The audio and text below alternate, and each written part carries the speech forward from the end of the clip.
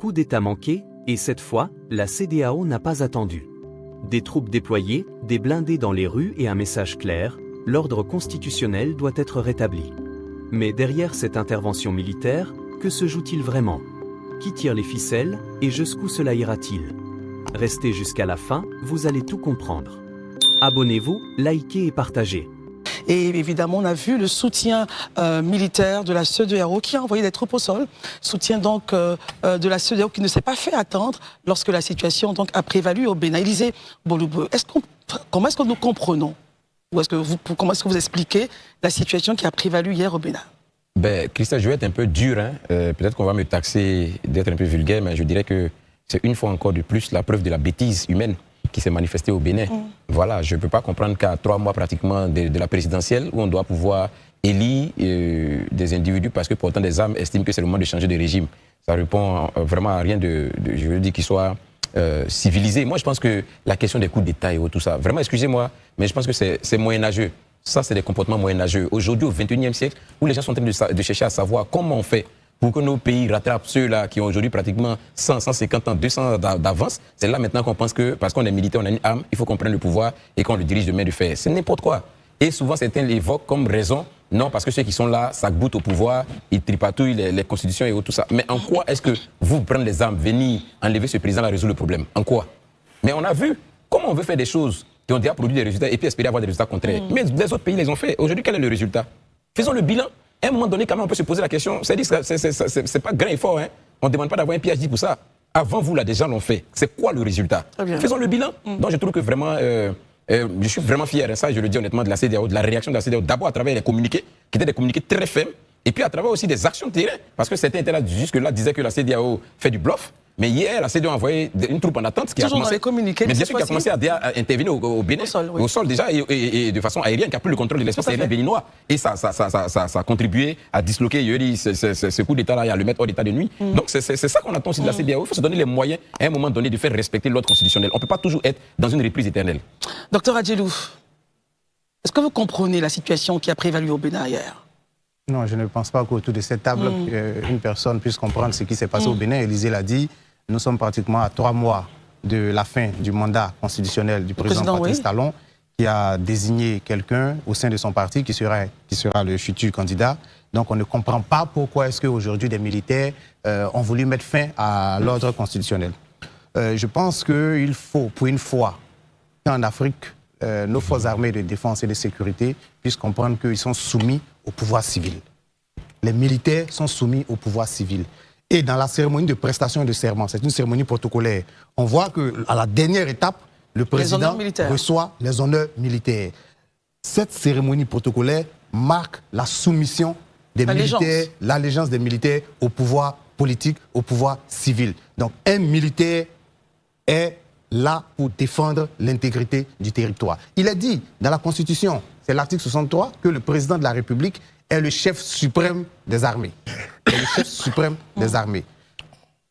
Nous saluons la réaction vigoureuse des loyalistes qui ont fait front pour faire échec à ce coup d'État. Saluons également la réaction vigoureuse de la CEDEAO qui, pour une fois, a pris ses responsabilités. Je voudrais dire que jamais dans les démocraties libérales, vous ne verrez des militaires s'immiscer dans la gestion du pouvoir. Jamais. Angela Merkel a fait 16 ans au pouvoir, il n'y a jamais eu de coup d'État. Aujourd'hui, Vladimir Poutine, pratiquement en train de faire 24 ans, 25 années au pouvoir, vous n'avez jamais entendu de coup d'État. Il est temps que les Africains s'inscrivent dans la voie de la démocratie, sur la voie de la démocratie, qui est notre seul salut. Monsieur Keïta, votre avis justement sur la situation? Mon avis, je vais le commencer par une requalification parce qu'on entend tentative, mais je me pose la question, est-ce que c'est effectivement une tentative au sens d'essai? Je pense que ce qui s'est passé, des hommes en armes sont venus, ils ont frappé et il n'y a pas eu de succès.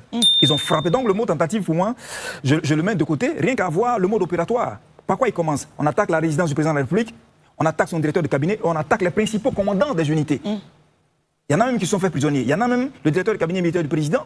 Sa femme est blessée et elle meurt à la suite de ses blessures. Donc, quand on regarde la façon dont c'est passé, ce n'est pas véritablement une tentative. Donc, quand on dit tentative, ça veut dire que cela n'a pas prospéré. Un coup d'État manqué. Je préfère qu'on dise c'est un coup d'État manqué, pas une tentative de coup d'État. C'est un coup d'État manqué qui a été fait malheureusement par une force qui, de plus en plus... Des forces spéciales. Une force spéciale. Mais quand vous regardez, en Afrique, sur 4 coups d'État, il y a 2 qui ont été réussis par des commandants des forces spéciales. Cela me pose à me poser des questions. Finalement, les forces spéciales, sur qui on compte pour résoudre la question du terrorisme, sur qui on compte pour préserver la démocratie, comme il l'a dit, pour préserver l'intégrité, parce qu'elles sont mieux formées, c'est des forces d'élite. Finalement, elles se retournent contre les présidents. Je dis, finalement, est-ce qu'elles ont des raisons d'être? Quand on regarde, je ne vais pas citer peut-être 2 pays, il y a 2 pays comme ça, dont les responsables, ça s'est passé. Donc je dis que l'autre chose, c'est l'importance des médias. Et je pense que dans une démocratie, si on veut éviter les coups d'État, il faut que certains points soient sécurisés comme les médias, comme les maisons de télévision. Tout à fait. Parce que le coup d'État, là, la seule chose qu'ils ont réussi, c'est d'avoir mis la main sur la télévision, le service de radio, télé de Bénin. Ils ont échoué à la présidence, comme je l'ai dit tout à l'heure. Ils ont mis la main, et c'est là qu'ils ont fait les déclarations. Et à travers les déclarations, en espérant que le peuple suive, que d'autres unités suivent. Donc, il est alors, bon si la télévision avait été sécurisée, peut-être que, comme il le fallait, et qu'ils n'avaient pas eu accès à la télévision, je crois que le coup d'État n'aurait pas eu la même dimension. Très bien. Rapidement, oui, docteur. Juste une précision en droit, sur la question de la tentative. En droit pénal, la tentative est une infraction criminelle ou délictuelle qui a commencé mais qui n'a pas atteint son résultat. Tout à fait. Donc, on est bel et bien dans le cadre d'une tentative. Marius, comment est regard sur la situation qui s'est passée au Bénin? Non, mais il faut saluer donc... et la réaction de la CEDEAO aussi. Il faut saluer le sens républicain donc, de l'armée béninoise. Messieurs, on l'écoute. Il faut saluer le sens républicain de l'armée béninoise qui a fait échec à cette 1e tentative de coup d'État dans notre région. Et bien évidemment, il faut mettre cela à l'actif du colonel-major Dieudonné Tévodjéré, qui n'est autre que le fils d'Albert Tévodjéré. Albert Tévodjéré, rappelons-le, a été à un moment donné de l'histoire de la Côte d'Ivoire le représentant des Nations Unies, le représentant spécial des Nations Unies dans la crise ivoirienne qui avait paralysé le pays de 2002 jusqu'aux élections de 2010. Bref, c'est un autre Tévodjéré qui a fait échec à ce coup d'État, disposant de près de 1000 hommes sous sa coupe au niveau de la garde républicaine, parce qu'il est le commandant de la garde républicaine du Bénin. Il n'a pas voulu se laisser compter et il a fait donc ombrage à ses frères d'armes qui ont voulu naturellement renverser le pouvoir du président Patrice Talon, un président qui a décidé de ne pas briguer un autre mandat et qui partait. Malheureusement, on ne sait pas quelle bête a piqué ces corps habillés qui ont décidé, eux, de ramer à contre-courant de la démocratie dans leur pays. Alors, un autre Tévodjéré, parce que Albert Tévodjéré, quand même, c'est celui qu'on appelait communément le renard de Djerebé au Bénin, c'est-à-dire Albert Tévodjéré lui-même père, et puis le fils est également aussi plus républicain que le père, qui fut un homme politique d'envergure. Daouda, cette tentative, donc, et je reviens là-dessus, l'échec de ce projet funeste, quelle est la symbolique selon vous donc, de l'échec de ce projet funeste aujourd'hui dans la sous-région? Certains se réjouissaient déjà, d'autres étaient un peu affligés. Votre regard là-dessus? Je pense que le peuple béninois a démontré qu'il ne voulait pas du coup d'État. Parce que c'est l'ASCA que vous voyez là, à la chaîne de télévision béninoise. Ils ont demandé à ce que le peuple béninois descende dans la rue. Et le peuple béninois leur a donné une réponse qui était tellement éloquente. Ils ne sont pas descendus dans la rue pour dire qu'eux, ils veulent suivre l'ordre constitutionnel. Ça, c'est la première des choses.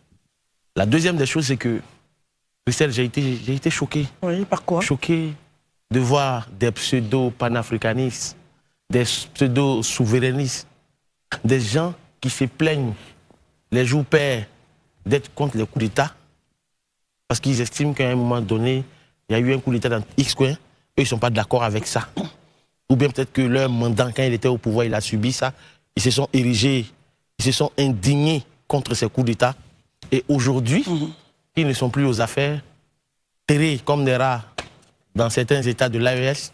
C'est eux qui sont en train de se gargariser, de fanfaronner, d'être heureux d'un coup d'État au Bénin. Je pense que c'est le lieu pour tous ceux qui sont dans la sphère des réseaux sociaux. Je pense que ça démontre de quel type de personnes, à quel type de personnes vous avez affaire. Je m'arrête là. Merci d'être resté jusqu'à la fin. Donnez votre avis en commentaire. N'oubliez pas de vous abonner, de liker et d'activer la cloche de notification pour ne rien rater de nos prochaines vidéos.